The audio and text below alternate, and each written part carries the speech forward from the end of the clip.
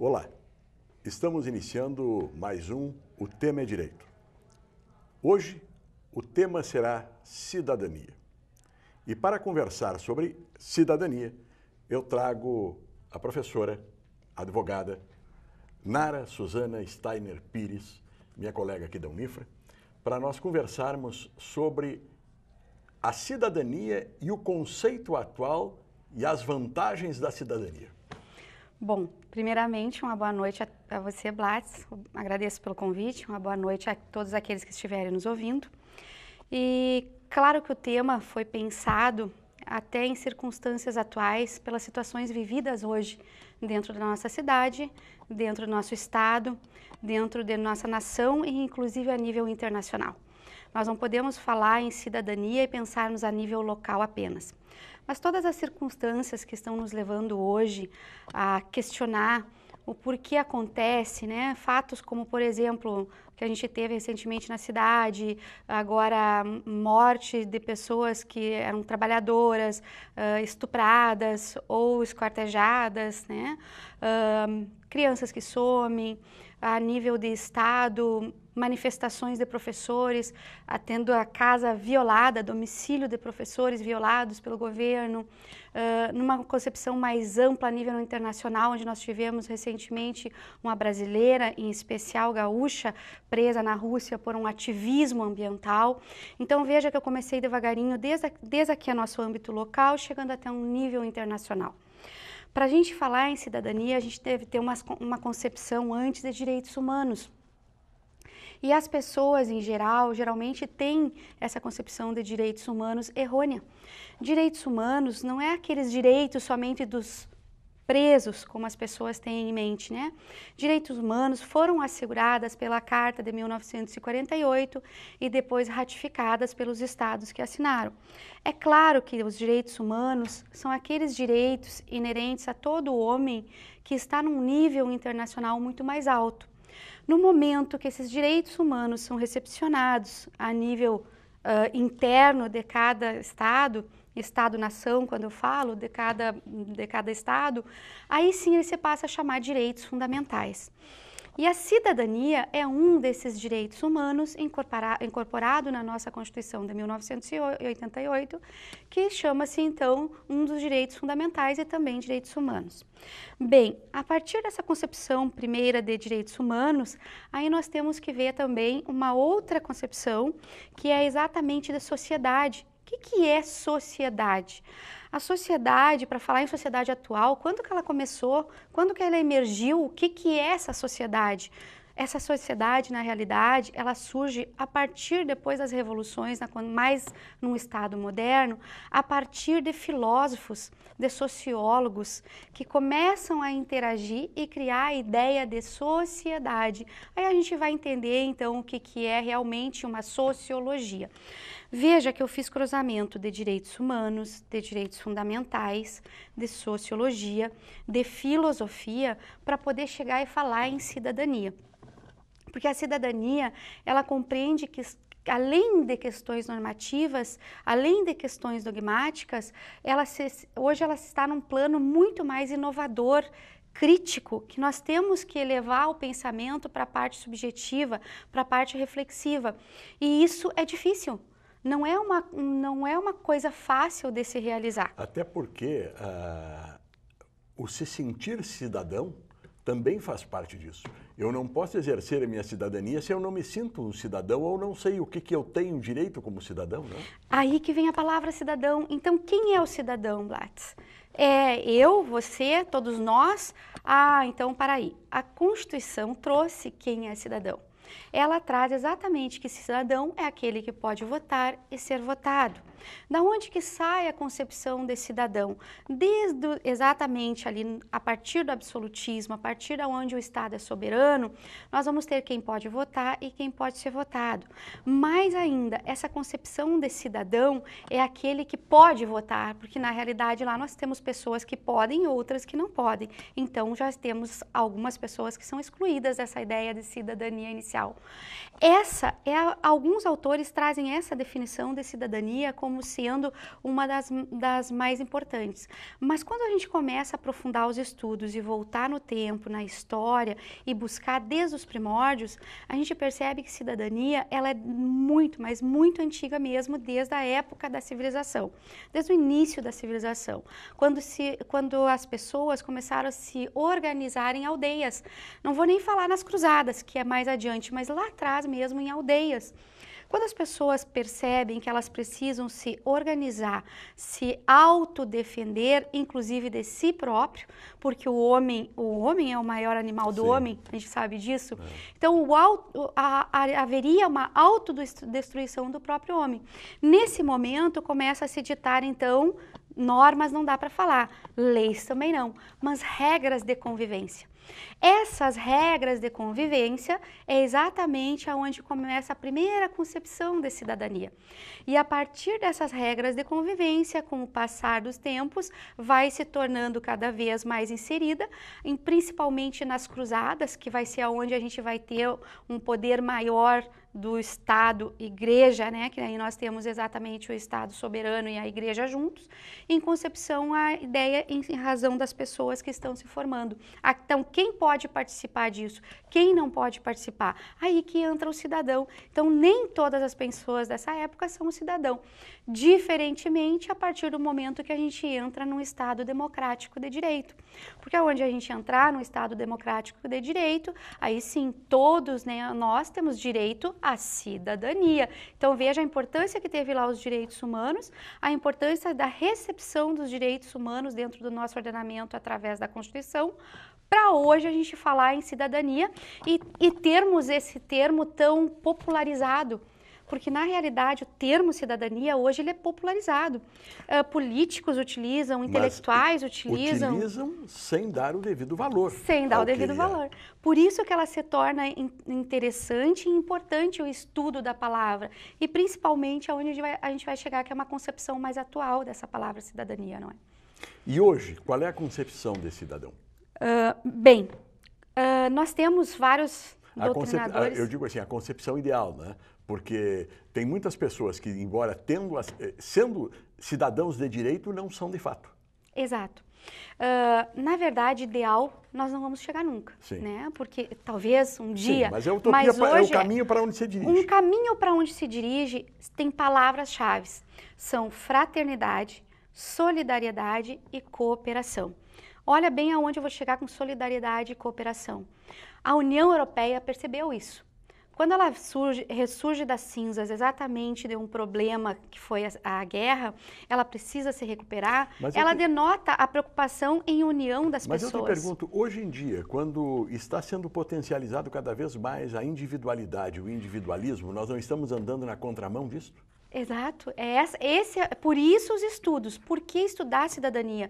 Porque a gente buscar uma nova concepção e principalmente quem são as pessoas que podem efetivamente mostrar o que é a cidadania, não aquela da Constituição de votar e ser votado, mas essa da solidariedade, da cooperação, essa diferenciada. Quem pode nos apoiar? Quem pode nos dar um subsídio, né? Então, na verdade, são esses os estudos que a gente vai trazendo à tona. Eu estava te dizendo exatamente da dificuldade que se tem na proteção dessa palavra ou na proteção da efetividade cidadania. Nós estávamos comentando da terminologia utilizada erroneamente. É muito fácil ver políticos, intelectuais, as pessoas comuns, ou até mesmo aquele que quer se utilizar de exerça a sua cidadania, é muito fácil, né? Ou estamos protegendo a sua cidadania. Uma coisa também importante salientar, até para os demais que estão assistindo, que cidadania tem a ver lá com a ideia de territorialidade, né? Sim, claro. De território, de nação. Sim. Então, eu sou... para hoje tu pertence, né? Então, Brasil... União Europeia, Estados Unidos, então tu é cidadão daquele lugar.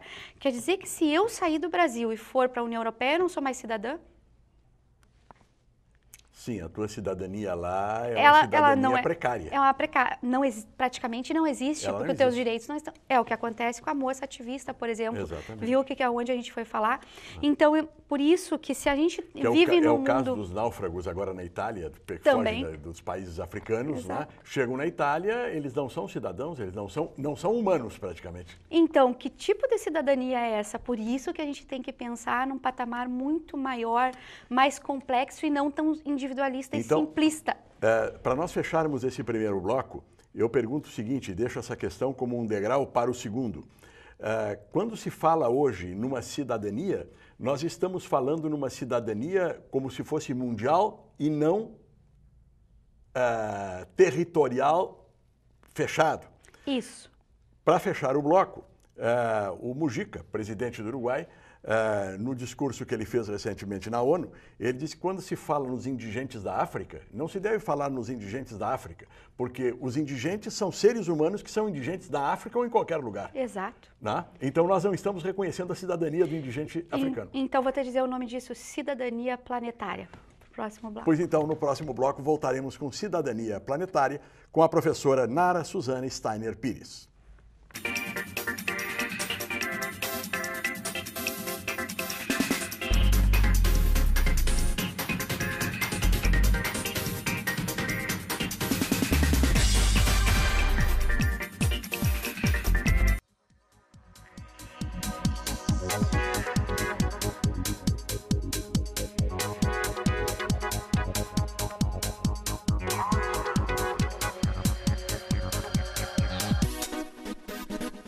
Sonho.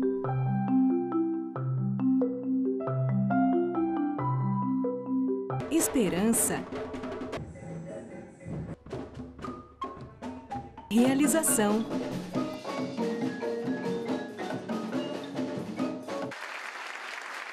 Cuíca, promovendo inclusão social através da música, transformando sonhos em realidade.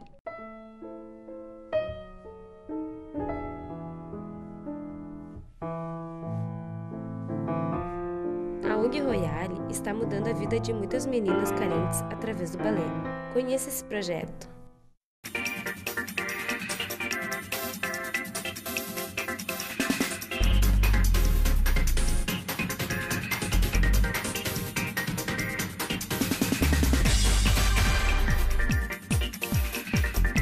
O tema é direito agora no segundo bloco.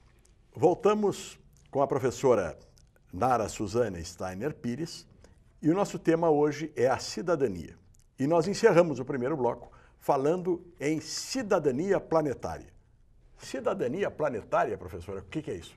Veja, vai ter pessoas que vão pensar que pode ser utópico, que pode ser idealista, porque realmente é uma terminologia que aonde se procurar, se jogar na internet, que é mais acessível a todos, vai vir muita pouca informação. Porque realmente são poucos os doutrinadores que estão enfatizando essa ideia de cidadania planetária. A nível de Brasil, nós temos um professor na Universidade Federal de Santa Catarina, o professor Dr. Rogério Portanova, onde ele divulga essa ideia de cidadania planetária. Ele é um dos idealizadores a nível de Brasil, mas há mais de 20 anos ele vem construindo essa ideia. Não é uma coisa de 2 anos, são 20 anos. Então, quando a gente falou em solidariedade, em cooperação, eu disse para ti que na realidade, e para os ouvintes, que na realidade é uma coisa complexa. Para ele tem uma concepção que é simplista, que na realidade nós temos que observar ali onde a gente falou da ideia de território de nação, Sim. Nós temos que observar que essas pessoas, como tu disseste, o Mujica lá dos indigentes na África, são indigentes em qualquer lugar. Então é claro que essa ideia ela tem a ver num mundo universal, de planeta, que na própria Declaração dos Direitos Humanos não está lá a Declaração Universal dos Direitos Humanos. Sim. Então, se eu penso em declaração universal, eu não estou pensando em local, global ou só dos seres humanos. Ela é universal, ela vai além do ser humano. Se eu falar de biosfera, por exemplo, exatamente de uma proteção à biosfera, eu não estou indo além do globo, eu estou indo a nível universal. Dizer, olha da onde. Quando se defende a natureza, nós estamos defendendo o direito do homem sobreviver. É aí que ele traz a ideia da cidadania planetária junto com a cidadania ecológica. Olha onde ele vai parar, né? Sim. Então veja de onde nós partimos e aonde nós estamos chegando numa cidadania a nível universal. Blattes, isso já vem também da ecologia dos saberes. O Boaventura também escreve a ecologia dos saberes, que é exatamente aquela ideia do conhecer a mais que o conhecimento, é o saber do conhecimento além fronteiras. Quando eu falo além fronteira, eu não estou delimitando o território, Sim. eu estou indo àquela além fronteiriços. Então, eu não posso falar lá dos africanos. O Mujica está certo no que ele está dizendo. Eu não posso falar exatamente só da União Europeia ou só do Brasil. Eu tenho que pensar num contexto a nível globalizado, porque hoje um capitalismo é globalizado. As proteções, então, devem ser globalizadas. E quando eu falo em cidadania, eu devo pensar ela, então, hoje, não mais num nível só local, mas sim num nível planetário. E tanto isso é verdade, Nara, de que quando se fala em direitos humanos e não exploração de trabalho infantil e não de exploração de trabalho escravo, nós temos indústrias, né, se mudando para a China porque lá isso é possível. E temos aqui no Brasil comprando produto de lá como se o escravo chinês, a criança chinesa, não tivesse também os direitos humanos. Não tivesse os direitos que nós temos, exatamente. É a mesma coisa dos médicos, a situação dos médicos, nem Exatamente. é mérito, nem vou entrar na questão dos médicos, né? Mas uma coisa, lembra que a gente falou lá atrás em sociedade? Bom, então cidadania, nós temos a concepção que é o Estado que tem que tutelar. Mas e a sociedade fica onde? A tua pergunta do individualismo, aonde fica a sociedade? Existe um sociólogo que é o Chatelet já diz e escreve sobre as concepções do século XX. São as mesmas que nós continuamos utilizando no século XXI. E, na verdade, lá ele já previa que Estado e sociedade devem ser um ente só. Então, quando ele prevê que Estado e sociedade devem ser um ente só, na realidade ele está tratando da ideia de cooperação. Sim. Ele está tratando da ideia de solidariedade, não é mesmo? Então, assim, nessa linha, o próprio professor Rogério Portanova, ele coloca que nós devemos atuar diferente, de maneira diferente. Nós temos que ter uma percepção do mundo diferenciada e atuar diferentemente disso, né?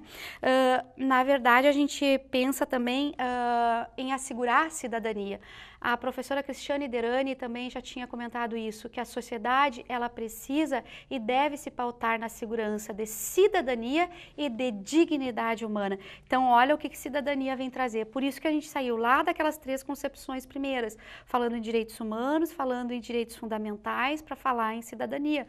Para chegar aqui no final, a gente tratando de direito planetário ou de cidadania planetária, que é uma nova e atual concepção, e eu friso, não são todos, não é a maioria, né? Foi o que eu coloquei de início, é uma tese que está se levantando, é um estudo que está se levantando e que tem uma fundamentação. Tanto é que eu já deixei aberto na nossa conversa que pode haver futuras conversas em torno agora da aplicabilidade dessa cidadania, porque hoje a gente está colocando o que é essa cidadania planetária, o que é uma cidadania globalizada, o que é uma cidadania ecológica. Então agora você vê como é que eu vou te responder aquela pergunta: há um conceito ideal de cidadania? Se eu tenho diversas cidadanias, outra estudiosa, Núria Beloso Martim, ela é europeia, claro, né? E ela também estuda as concepções de cidadania. E ela pergunta: cidadania para quem? Para que tipo de cidadão? Para a Nara? Para o Blattes? Para aqueles abnegados? Para os excluídos? Ela não falou do além fronteira, mas ela já estava falando porque nisso. Porque hoje, tal como existe, a cidadania ela é quase um título nobiliárquico. Quer dizer, o cidadão é um cidadão, o restante é cidadão de segunda classe. Exatamente, é o excluído, né? É o excluído. É o menos favorecido. É o menos favorecido. Então quer dizer que o indiano não é, o africano não é. E nós não somos quando vamos para o primeiro mundo. Exato. Nós aqui hoje nós temos a concepção de cidadania, eu sou cidadão, eu exerço meus direitos. Mas no momento que eu sair, entrar num aeroporto internacional, eu posso ser barrada se eu não tiver um limite no cartão de crédito que condiza com aquilo que eles queiram que eu gaste lá. Exatamente. Então, eu não sou mais cidadã. E é exatamente essa concepção que nós temos que romper. Tem que haver uma ruptura com essa concepção errada de cidadania. E abrir aí para reflexão, por isso que eu te disse que é inovador, que é crítico e reflexivo. E quando a gente entra nesse patamar e principalmente multidisciplinar, é uma abordagem transversal, porque a gente tem que analisar filosoficamente, sociologicamente, para depois analisar o direito. Porque é claro que a sociedade, ela acredita na ciência. Então, a ciência deve ser pautada em uma abordagem transversal para poder dizer, então, o que poderia ser uma cidadania planetária. Agora, por incrível que pareça, não é? Todos os atos favoráveis à cidadania ou favoráveis aos direitos humanos, eles têm que, por vias tortas, serem impostos através da lei. Porque há uma resistência, inclusive, das pessoas que vão ser beneficiadas contra esta alteração do status quo.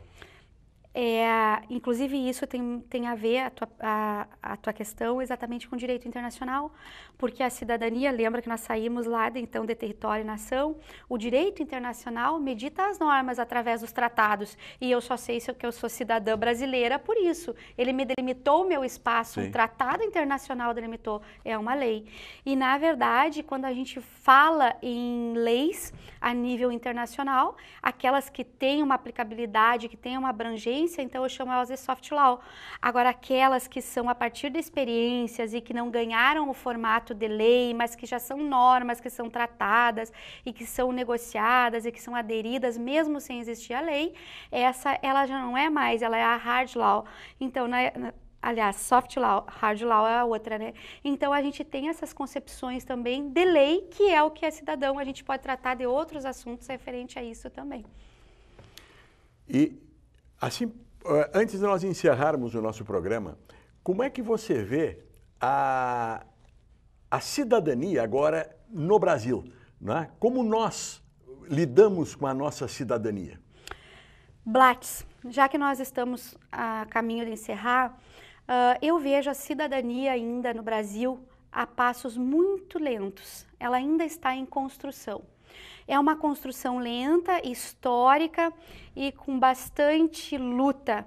E hoje essas manifestações vieram dar exatamente um exemplo do que nós podemos ter para frente ainda. E para isso a gente vai precisar do apoio de quem a sociedade tem credibilidade, e é do judiciário. Porque estas manifestações, elas estão sendo feitas por pessoas que nunca foram ouvidas. Isso. E agora elas querem ser ouvidas. Elas querem ser ouvidas. E quem é que vai colocar isso na prática se não é o legislador? Teria que ser o legislador, como nós acabamos de dizer que a sociedade é regrada por normas. Se o legislador não fizer isso, quem é que vai acabar fazendo? O judiciário termina legislando e termina criando regras. Então, veja, outra situação que nós vamos ter que repensar. Qual vai ser a atuação do judiciário? Será que vai ser naquelas formas dogmáticas, formalistas, ou vai ter uma visão diferenciada? Vai ter uma visão realmente ativa em relação à ideia de cidadania? É aí que fica aquele outro ponto que nós pensamos. E essas mudanças são mudanças de longo prazo. E elas começam aonde? Elas começam exatamente aqui. Elas começam na universidade, com pessoas que trazem essas ideias diferentes, lançam para os alunos, lançam para os professores, e isto vai fomentando, e os nossos alunos amanhã serão juízes, serão promotores, serão advogados, e poderão fazer a implantação gradativamente disso. É isso que eu sempre comento em sala de aula. Eles são o nosso futuro. Exatamente. E o nosso futuro, para pensar em cidadania a longo prazo, está neles, né? Nara, muito obrigado pela tua participação. Com certeza fizemos um bom programa sobre a cidadania, neste ano em que nós estamos comemorando 25 anos da Constituição Cidadã. Até a próxima segunda-feira, neste mesmo horário. Muito obrigado.